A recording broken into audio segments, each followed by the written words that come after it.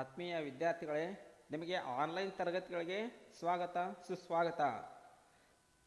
ಕಳೆದ ಅವಧಿಯಲ್ಲಿ ನಾವು ಏನು ಮಾಡ್ತೀವಿ, ದ್ವಿತೀಯ PUC ರಾಜ್ಯಶಾಸ್ತ್ರದಲ್ಲಿ ಬರ್ತಕ್ಕಂತಹ ಭಾರತದ ರಾಜಕೀಯ ವ್ಯವಸ್ಥೆ ಮತ್ತು ವ್ಯವಸ್ಥೆಯ ಉಗಮ ಮತ್ತು ಬೆಳವಣಿಗೆ ಬಗ್ಗೆ ಅಧ್ಯಯನ ಮಾಡ್ತಾ ಇದ್ವಿ.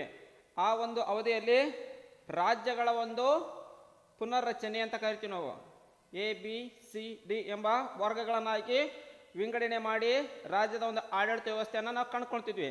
ಅದೇ ರೀತಿ ಕೂಡ ಭಾರತ ಏನೈತಿ, ವೈವಿಧ್ಯಮಯ ರಾಷ್ಟ್ರವಾಗೈತಿ.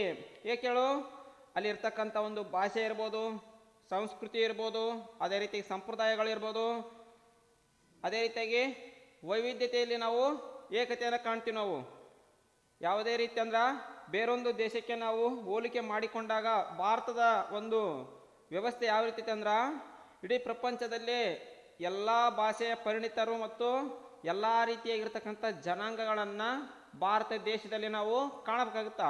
ಅದಕ್ಕೆ ಏನಂತೀವಿ, ವೈವಿಧ್ಯತೆಯಲ್ಲಿ ಏಕತೆ ಅಂತೀವಿ. ಅಂದ್ರೆ ಸಂಸ್ಕೃತಿಯಲ್ಲಿರ್ಬೋದು, ಸಂಪ್ರದಾಯಗಳಲ್ಲಿರ್ಬೋದು, ಈ ಥರ ನಾವು ಕಾಣ್ತೀವಿ. ಅದೇ ರೀತಿಯಾಗಿ ಒಂದು ರಾಜ್ಯಗಳ ಒಂದು ವಿಂಗಡಣೆ ಆಗುತ್ತಾ. ಮುಂದುವರೆದೇನಾಗುತ್ತಾ, ಒಂದು ರಾಜ್ಯಗಳು ಯಾವ ರೀತಿ ಆಗಬೇಕು, ಏನು ಪ್ರಾಂತವಾರ ಆಗಬೇಕು ಅಥವಾ ಭಾಷಾವಾರ ಆಗಬೇಕು ಅನ್ನೋದನ್ನು ಕೂಡ ಮುಂದೆ ಈ ಒಂದು ಘಟಕದಲ್ಲಿ ನಾವು ಸವಿಸ್ತಾರವಾಗಿ ಚರ್ಚೆ ಮಾಡೋಣ ಅಂತ. ಇದರಲ್ಲಿ ಬರ್ತಕ್ಕಂತಹ ಭಾಷೆವಾರ ಆಧಾರದ ಮೇಲೆ ರಾಜ್ಯಗಳ ಒಂದು ರಚನೆ ಅಂತ ಕರಿತೀವಿ ನಾವು. ಭಾಷೆವಾರು ಅಂದ್ರೆ, ಈಗ ಕನ್ನಡ ಮಾತನಾಡೋರು ಕರ್ನಾಟಕದಲ್ಲಿ, ಮರಾಠಿಯನ್ನು ಮಾತಾಡ್ತಕ್ಕಂಥವ್ರು ಮಹಾರಾಷ್ಟ್ರದಲ್ಲಿ, ತಮಿಳನ್ನು ಮಾತಾಡ್ತಕ್ಕಂಥವ್ರು ತಮಿಳುನಾಡಿನಲ್ಲಿ, ಅದೇ ರೀತಿ ಕೂಡ ಆಂಧ್ರದಲ್ಲಿ ತೆಲುಗುವನ್ನು ಮಾತಾಡ್ತಕ್ಕಂಥವ್ರು ಆಂಧ್ರದಲ್ಲಿ, ಈ ರೀತಿಯಾಗಿರ್ತಕ್ಕಂತಹ ರಾಜ್ಯಗಳನ್ನು ನಾವು ಕಾಣ್ತೀವಿ. ಅದಕ್ಕಿಂತ ಮುಂಚಿತವಾಗಿ ಭಾರತ ದೇಶದ ಒಂದು ಒಕ್ಕೂಟ ಭಾರತದಲ್ಲಿ ವಿವಿಧ ರೀತಿಯಾಗಿರ್ತಕ್ಕಂಥ ಭಾಷಾವಾರು ಪ್ರಾಂತಗಳು ಮತ್ತು ಭಾಷೆ ಏನಾಗಿದ್ವು, ಹಂಚಿಕೆ ಆಗಿದ್ದವು. ಅಂದ್ರೆ ಹಂಚಿಕೆಯಾಗಿ ಎಲ್ಲ ಭಾಷೆ ಎಲ್ಲ ಜನಾಂಗ ಏನಾಗಿತ್ತು, ಮಿಶ್ರಣವಾಗಿತ್ತು. ಮುಂದುವರಿದು ಭಾಷಾವಾರು ಆಧಾರದ ಮೇಲೆ ರಾಜ್ಯಗಳ ಒಂದು ರಚನೆ ಅಂತ ಕರಿತೀವಿ. ಇಲ್ಲೊಂದು ಭಾರತ ಒಂದು ಏಕತೆಯ ಸಾಧಿಸುವ ಸಲುವಾಗಿ ಒಂದು ಸಮಿತಿ ನೇಮಕ ಆಗುತ್ತಾ.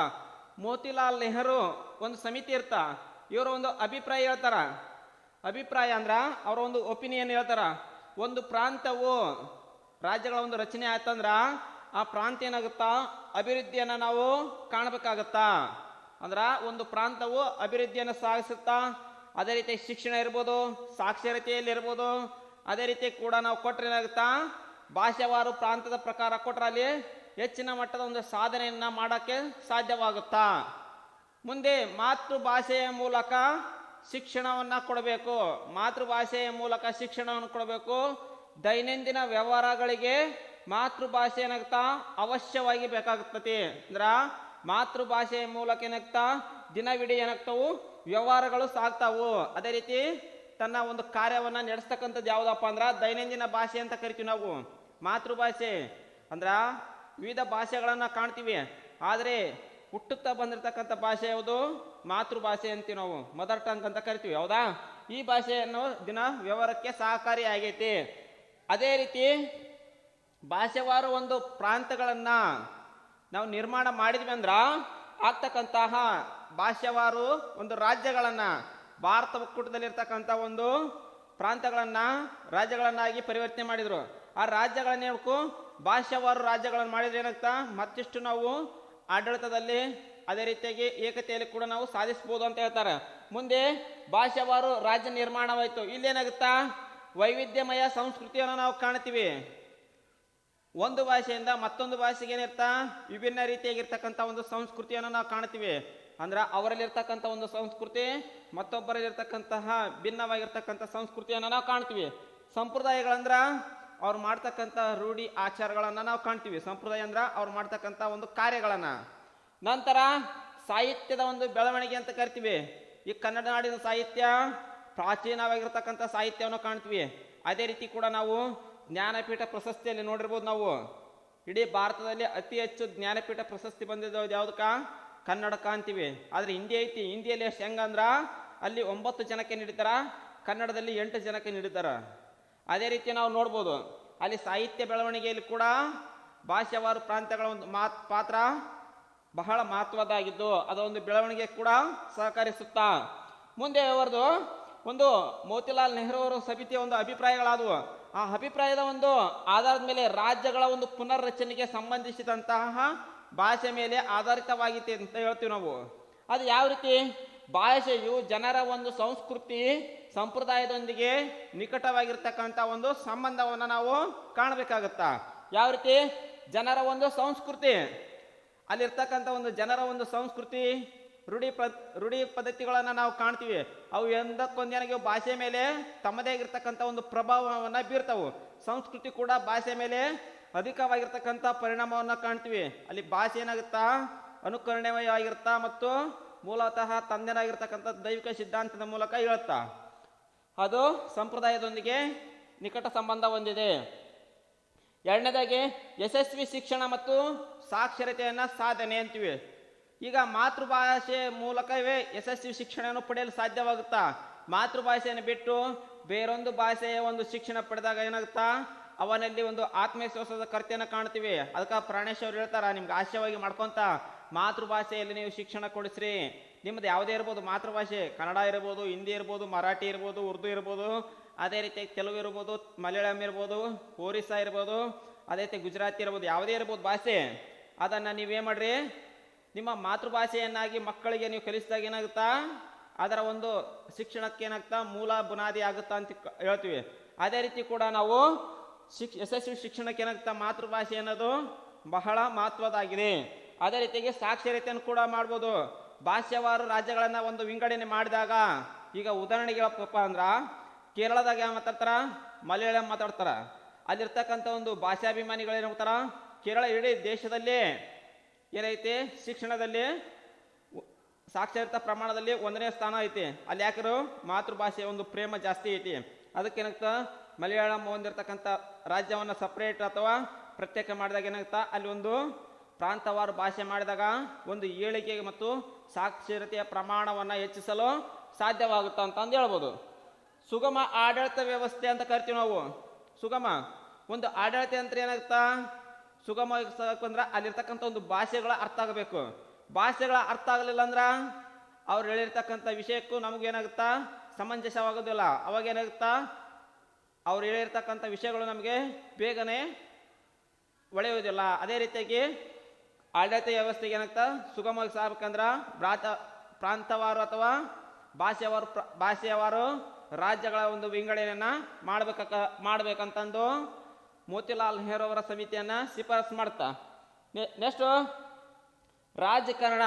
ಈಗ ಪ್ರತಿಯೊಬ್ಬ ರಾಜಕಾರಣಿ ಏನ ಮೂಲತಃ ಅವನೇಂತೂ ಮಾತೃಭಾಷೆಯ ಮೂಲಕ ತನ್ನ ರಾಜಕೀಯ ವ್ಯವಸ್ಥೆಗೆ ಪ್ರವೇಶ ಮಾಡಿರ್ತಾನ. ಆತ ನಿಜವಾದ ಪ್ರಜಾಪ್ರಭುತ್ವ ವ್ಯವಸ್ಥೆಗೆ ನೈಜ ಸ್ವರೂಪವನ್ನು ಕೊಡ್ಬೇಕಪ್ಪ ಅಂದ್ರ ಮಾತೃಭಾಷೆ ಅವಶ್ಯವಾಗಿರ್ತ. ಮಾತೃಭಾಷೆಯ ಜೊತೆಗೆ ಪ್ರಾಂತವಾರು ಭಾಷೆಗಳು ಅಂದ್ರ ಭಾಷಾವಾರು ಪ್ರಾಂತಗಳನ್ನು ನಾವು ಪುನರ್ ವಿಂಗಡಣೆ ಮಾಡಿದಾಗ ಅಂದ್ರ ರಾಜ್ಯಗಳ ಒಂದು ಪುನರ್ ರಚನೆ ಮಾಡಿದಾಗ ಏನಾಗ್ತಲ್ಲಿ ಭಾಷೆಗಳ ವಾರು ಒಂದು ನೈಜ ಪ್ರಮಾಣವಾಗಿರ್ತಕ್ಕಂಥದ್ದನ್ನು ನಾವು ಕಾಣಬೇಕಾಗುತ್ತ. ನೆಕ್ಸ್ಟು ಭಾಷಾವಾರು ರಾಜ್ಯಗಳೇನಾಗ್ತಾವು ಶಿಕ್ಷಣ ಇರ್ಬೋದು, ಆಡಳಿತ ಇರ್ಬೋದು, ನ್ಯಾಯ ಇರ್ಬೋದು, ಇವುಗಳನ್ನು ಸರಿಯಾದ ರೀತಿಯಲ್ಲಿ ನಡೆಸಿಕೊಂಡು ಹೋದಾಗ ನಮಗೆ ಸಮರ್ಥವಾಗಿರ್ತಕ್ಕಂಥ ಒಂದು ಆಡಳಿತದ ವ್ಯವಸ್ಥೆಯನ್ನು ನಾವು ಕಾಣ್ತೀವಿ. ಸುಗಮವಾಗಿರ್ತಕ್ಕಂತಹ ಒಂದು ಪದ್ಧತಿಯನ್ನು ನಾವು ನೋಡ್ಬೋದು. ಮುಂದುವರೆದು ಇಷ್ಟೆಲ್ಲ ಶಿಫಾರಸನ್ನು ಕೂಡ ಮೋತಿಲಾಲ್ ನೆಹರು ಅವರ ಒಂದು ಸಮಿತಿಯನ್ನು ನಾವು ಕಂಡುಕೊಳ್ತೀವಿ. ಮುಂದುವರೆದು ಭಾರತಕ್ಕೆ 1947 ಆಗಸ್ಟ್ 15 ಸ್ವಾತಂತ್ರ್ಯ ಸಿಕ್ತು. ಸ್ವಾತಂತ್ರ್ಯ ಸಿಕ್ಕ ನಂತರ ದೇಶದಲ್ಲಿ ಅನೇಕ ರೀತಿಯಾಗಿರ್ತಕ್ಕಂಥ ಸಮಸ್ಯೆಗಳನ್ನು ಎದುರಿಸಬೇಕಾಗಿತ್ತು. ಭಾಷಾವಾರು ಪ್ರಾಂತಗಳಿರ್ಬೋದು, ಅದೇ ರೀತಿ ರಾಜ್ಯಗಳ ಒಂದು ವಿಂಗಡಣೆ ಇರ್ಬೋದು, ಅದೇ ಕೋಮು ಗಲಭೆ ಇರ್ಬೋದು, ಗಡಿ ಆಚೆಯಿಂದ ಆಗಿರ್ತಕ್ಕಂಥ ಸಮಸ್ಯೆಗಳಿರ್ಬೋದು, ಅದೇ ರೀತಿ ಭ್ರಷ್ಟಾಚಾರ ಇರ್ಬೋದು, ಈ ಥರದ ಒಂದು ಅನೇಕ ರೀತಿಯಾಗಿರ್ತಕ್ಕಂಥ ಸಮಸ್ಯೆಗಳನ್ನು ಕಾಣ್ತೀವಿ. ಅದರಲ್ಲಿ ಕೂಡ ನಾವು ಗಡಿ ವಿವಾದಗಳು ಮತ್ತು ರಾಜ್ಯಗಳ ಒಂದು ಪುನರ್ ವಿಂಗಡಣೆ ಕೂಡ ಒಂದು ಸಮಸ್ಯೆ ಆಗಿತ್ತು. ಅಂಥ ಒಂದು ಸಮಸ್ಯೆಯಲ್ಲಿ ಸ್ವಾತಂತ್ರ್ಯ ನಂತರ ದೇಶ ವಿಭಜನೆಯ ನಂತರ ಏನಾಗಿತ್ತು, ದುಷ್ಪರಿಣಾಮಗಳು ರಾಜಕೀಯದಲ್ಲಿ ಬೆರ್ತವು. ಅವಾಗ ಏನಿತ್ತು, ಆಡಳಿತದ ಒಂದು ವ್ಯವಸ್ಥೆ ಏನಾಗಿತ್ತು, ಕುಂಠಿತವಾಗ್ತಾ ಹೋತು. ಅಂದ್ರೆ ಸರಿಯಾದ ಒಂದು ವ್ಯವಸ್ಥೆಯನ್ನು ನಾವು ಕಾಣಲಿಕ್ಕೆ ಆಗಲಿಲ್ಲ. ಮುಂದುವರೆದು ರಾಜಕೀಯ ಒಂದು ಅಭದ್ರತೆ ಉಂಟಾಯಿತು. ಅಂದ್ರೆ ನಾಯಕರಲ್ಲಿ ಕೂಡ ನಮ್ಮ ರಾಜಕೀಯವಾಗಿರ್ತಕ್ಕಂಥ ಯಾವುದೇ ರೀತಿ ಭದ್ರತೆ ಇರಲಿಲ್ಲ. ಅದೇ ರೀತಿಯಾಗಿ ಕಾನೂನು ಸಮಸ್ಯೆಗಳಾದವು. ಯಾಕೆ ಹೇಳು, ಈಗ ನಾನು ಕನ್ನಡಿಗ, ಅದೇ ರೀತಿ ಇನ್ನೊಬ್ಬ ಮರಾಠಿಗನಿಗೆ ಒಂದು ಥರ ಭಾಷೆಯನ್ನು ಹೇಳಿದಾಗ ಅವನಿಗೆ ಆ ಭಾಷೆಯನ್ನು ಅರ್ಥ ಆಗೋದಿಲ್ಲ. ಕನ್ನಡದಲ್ಲಿ ಹೇಳಿದ್ರೆ ಅವನಿಗೆ ಅರ್ಥ ಆಗಲ್ಲ, ನಾವು ಮರಾಠಿ ಹೇಳಿದ್ರೆ ನಮ್ಗೆ ಅರ್ಥ ಆಗಲ್ಲ. ಇಲ್ಲಿ ಏನಾಗುತ್ತಾ ಭಾಷೆಗಳ ಒಂದು ಸಮಸ್ಯೆ ಆಗುತ್ತಾ, ಅಲ್ಲಿ ಏನಾಗುತ್ತಾ ಅನೇಕ ರೀತಿಯಾಗಿರ್ತಕ್ಕಂಥ ಕಾನೂನು ಸಮಸ್ಯೆಗಳನ್ನು ಎದುರಿಸ್ಬೇಕಾಯಿತು. ಆದರೆ ಇಡೀ ಭಾರತ ಒಂದು ಸಮಗ್ರತೆಯನ್ನು ಕಾಯ್ಕೊಳ್ಬೇಕಾದ್ರೆ ವಿಫಲವಾಯಿತು. ವಿಫಲ ಕಾರಣ ಏನು? ಇದೊಂದು ಭಾಷೆಗಳ ಒಂದು ರಾಜ್ಯಗಳ ಒಂದು ವಿಂಗಡಣೆ ಕೂಡ ಪ್ರಮುಖ ಕಾರಣವಾಗುತ್ತಾ. ಅದಕ್ಕಾಗಿ ಒಂದು ಪರಿಣಾಮಕಾರಿ ಆಗ್ಬೇಕಂದ್ರ ರಾಜ್ಯ ಒಂದು ಪುನರ್ರಚನೆ ವ್ಯವಸ್ಥೆಯನ್ನು ನಾವು ಮಾಡ್ಕೊಳ್ಬೇಕಂತಂದು ಇಲ್ಲಿರ್ತಕ್ಕಂಥ ನಾಯಕರು ಮನಗಣ್ತಾರೆ. ಮುಂದುವರೆದು ಭಾರತ ಸಂವಿಧಾನವನ್ನು 1950 ಜನವರಿ 26 ನಾವು ಸಂವಿಧಾನವನ್ನು ಅಂಗೀಕಾರ ಮಾಡ್ಕೊಂಡ್ವಿ, ಅಂದ್ರೆ ಜಾರಿಗೆಗೊಳಿಸಿದ್ವಿ. ಅಂತಹ ಒಂದು ಸಂದರ್ಭದಲ್ಲಿ ಸಂವಿಧಾನ ರಚನಾ ಸಮಿತಿ ಅಂತ ಕರಿತೀವಿ. ಆ ಒಂದು ಶಾಸನ ಸಭೆಯಲ್ಲಿ ಅಥವಾ ರಚನಾ ಸಮಿತಿಯಲ್ಲಿ, ಸಂವಿಧಾನ ರಚನಾ ಸಮಿತಿಯಲ್ಲಿ ಭಾಷಾವಾರು ಪ್ರಾಂತ್ಯಗಳ ಒಂದು ಆಯೋಗವನ್ನ, ಅಂದ್ರ ಒಂದು ಆಯೋಗವನ್ನ ಸ್ಥಾಪನೆ ಮಾಡ್ತಾರೆ, ಒಂದು ಕಮಿಟಿಯನ್ನ. ಅದು ಎಷ್ಟರಾಗ 1948ರಲ್ಲಿ, ಎಷ್ಟರಲ್ಲಿ 1948ರಲ್ಲಿ ಒಂದು ಭಾಷಾವಾರು ಅಥವಾ ಭಾಷಾವಾರು ಪ್ರಾಂತ್ಯಗಳ ಒಂದು ಆಯೋಗ ಪ್ರಥಮವಾಗಿ ಸ್ಥಾಪನೆ ಆಗುತ್ತೆ. ಅದಕ್ಕೆ ಯಾವುದಪ್ಪ ಅಂದ್ರೆ JVP ಅಂತ ಕರಿತೀವಿ ನಾವು. ಅದರ ಒಂದು ಸದಸ್ಯರು ಯಾರ್ಯಾರದಾರಪ್ಪ ಅಂದ್ರ ಒಂದೇದಾಗಿ ಬರ್ತಕ್ಕಂಥ 3 ನಾಯಕರದಾರ. ಇವು 3 ಜನ ಏನಾದ್ರು ಸ್ವತಂತ್ರ ಹೋರಾಟಗಾರರೇ. JVP ಅಂದ್ರ ಜವಾಹರ್ಲಾಲ್ ನೆಹರು ಒಂದೇದವರು, ಎರಡನೇದಾಗಿ ಸರ್ದಾರ್ ವಲ್ಲಭಾಯ್ ಪಟೇಲ್, ಅದೇ ರೀತಿಯಾಗಿ ಪಟ್ಟಾಭಿ ಸೀತಾರಾಮಯ್ಯನವರು. ಹೌದಾ? ಈ 3 ವ್ಯಕ್ತಿಗಳೇನಾದ್ರು ಆ ಸಮಿತಿಯ ಒಂದು ಇದನ್ನ ನೇತೃತ್ವವನ್ನು ವಹಿಸಿದ್ರು. ಯಾರ್ಯಾರು?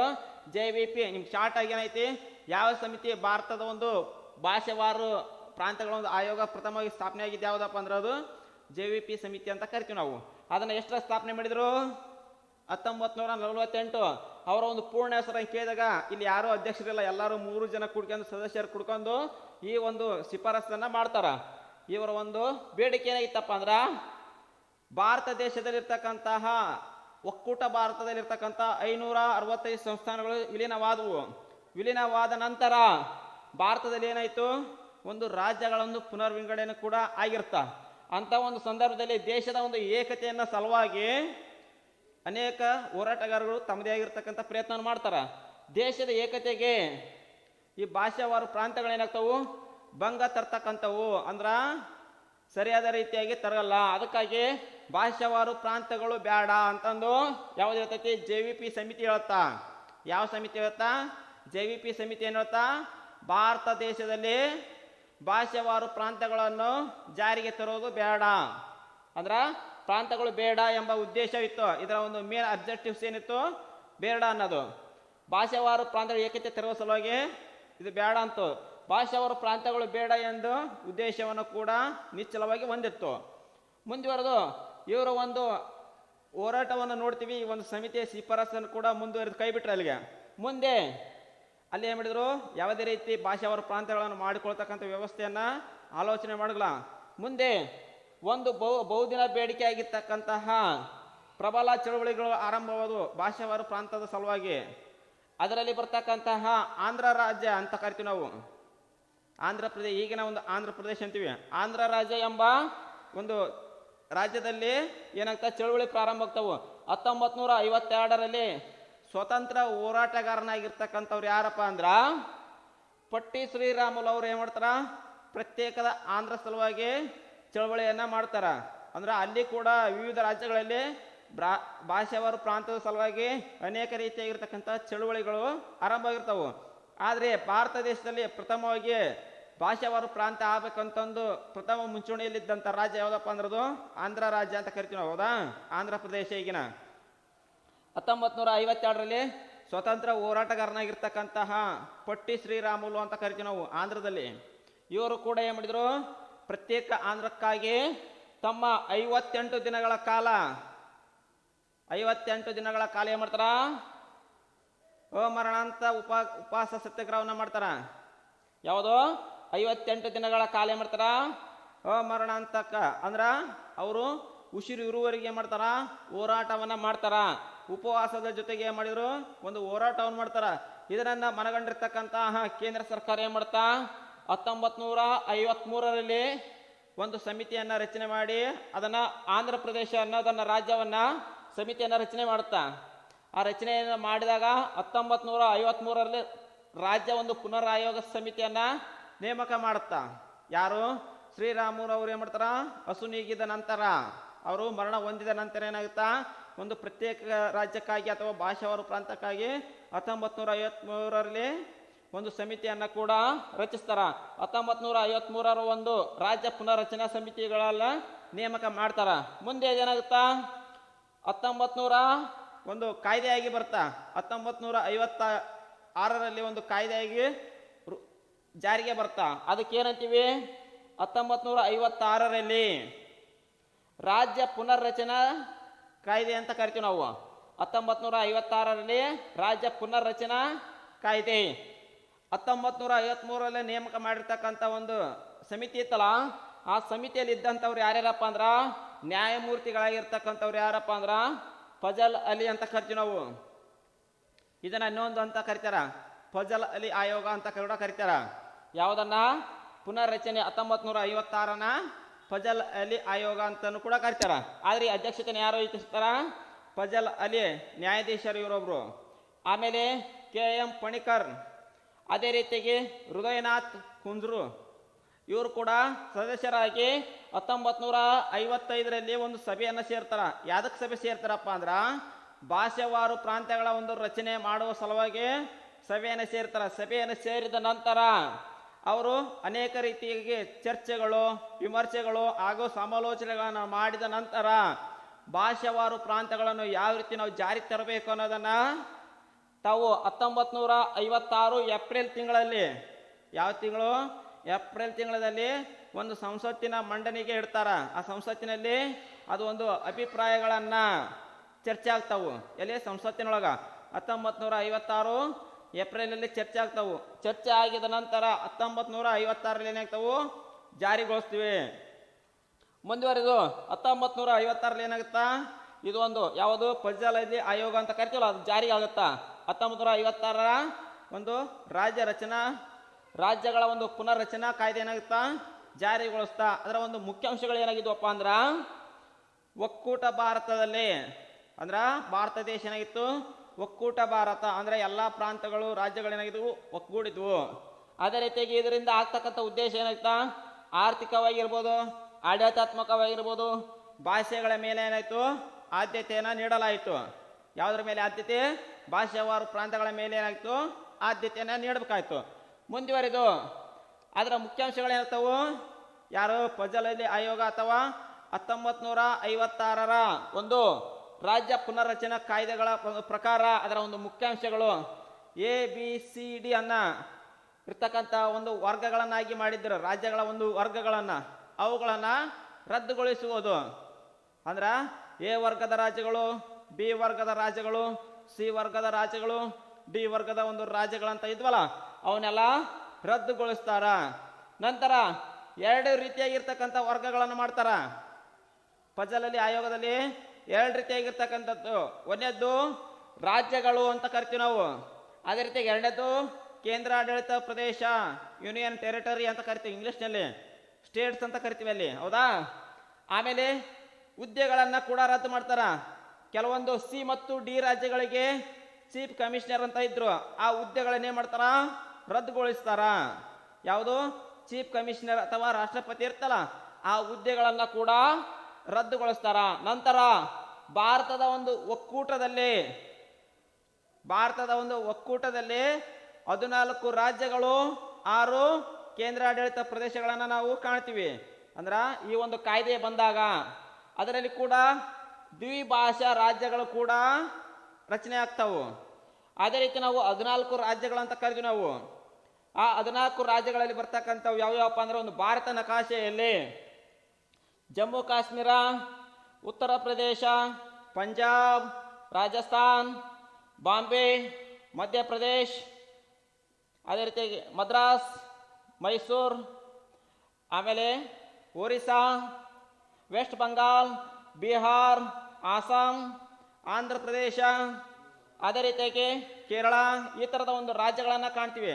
ಅದೇ ರೀತಿ 6 ಕೇಂದ್ರಾಡಳಿತ ಪ್ರದೇಶಗಳು, ಯೂನಿಯನ್ ಟೆರಿಟರೀಸ್, ಹೌದಾ. ಯಾವುದು? ದೆಹಲಿ, ಅದೇ ರೀತಿಯಾಗಿ ಮಣಿಪುರ, ಅಂಡೋಮಾನ್ ನಿಕೋಬಾರ್, ಹಿಮಾಚಲ್ ಪ್ರದೇಶ್, ತ್ರಿಪುರಾ, ಅದೇ ರೀತಿ ಲಕ್ಷದ್ವೀಪಗಳನ್ನು ಕಾಣ್ತೀವಿ. ಈ ಥರದ ಒಂದು ರಾಜ್ಯ ವಿಂಗಡಣೆಯನ್ನು ನಾವು ಕಾಣ್ತೀವಿ. ಅದೇ ರೀತಿಯಾಗಿ ದ್ವಿಭಾಷಾವಾರು ರಾಜ್ಯಗಳಾಗ್ತವೆ. ಉದಾಹರಣೆಗೆ ಬಾಂಬೆ ಐತಿ, ಬಾಂಬೆ ಮತ್ತು ಗುಜರಾತ್ ಏನಾಗ್ತವೆ, ಎರಡು ಭಾಷೆಯನ್ನು ಹೊಂದಿರ್ತಾವೆ, ಒಂದು ಮರಾಠಿ ಒಂದು ಗುಜರಾತಿ. ಈ ರಾಜ್ಯಗಳು ಕೂಡ 1960ರಲ್ಲಿ ಒಂದು ಬೇಡಿಕೆಯನ್ನು ಇಡ್ತಾವೆ, ನಮಗೂ ಕೂಡ ಪ್ರತ್ಯೇಕವಾಗಿರ್ತಕ್ಕಂಥ ಒಂದು ರಾಜ್ಯ ನಿರ್ಮಾಣ ಮಾಡಿ ಅಂತಂದು ಹೋರಾಟಗಳು ಅವೆಲ್ಲ ನಡೀತಾವೆ. ಆ ಹೋರಾಟಗಳು ಯಾವ ರೀತಿ ಆಗ್ತಾವ ಅನ್ನೋ ದ್ವಿಭಾಷಾ ಒಂದು ರಾಜ್ಯಗಳ ಬಗ್ಗೆ ನಾವೇನು ಮಾಡೋಣ, ಮುಂದಿನ ಒಂದು ಅವಧಿಯಲ್ಲಿ ಚರ್ಚಿಸೋಣ ಅಂತ. ಆದರೆ ನಿಮ್ಗೊಂದು ಕೆಲಸ, ಪ್ರಸ್ತುತ ಭಾರತದಲ್ಲಿರ್ತಕ್ಕಂತಹ ರಾಜ್ಯಗಳು ಎಲ್ಲರೂ ಗಮನ ಇಟ್ಟು ಕೇಳಬೇಕು.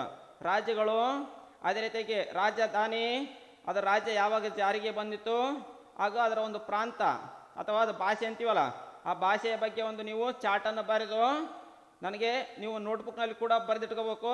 ಅದೇ ರೀತಿ ಕೂಡ ನನ್ನ ವಾಟ್ಸಪ್ಗೆ ಕೂಡ ನೀವು ಕಳಿಸ್ಬೇಕು. ಈ ಎಲ್ಲ ರಾಜ್ಯಗಳ ಬಗ್ಗೆ ನಾವು ಮಾಡಿದ್ವಿ, ಅಭ್ಯಾಸ ಮಾಡಿದ್ವಿ. ಮುಂದುವರೆದು ದ್ವಿಭಾಷೆವಾಗಿರ್ತಕ್ಕಂಥ ರಾಜ್ಯಗಳ ಬಗ್ಗೆ ನಾವು ಮಾಡೋಣ, ಮುಂದಿನ ಅವಧಿಯಲ್ಲಿ ನಾವು ಮಾಡೋಣ, ಸಮಗ್ರವಾಗಿ ಚರ್ಚಿಸೋಣ. ಎಲ್ಲರಿಗೂ ಧನ್ಯವಾದಗಳು.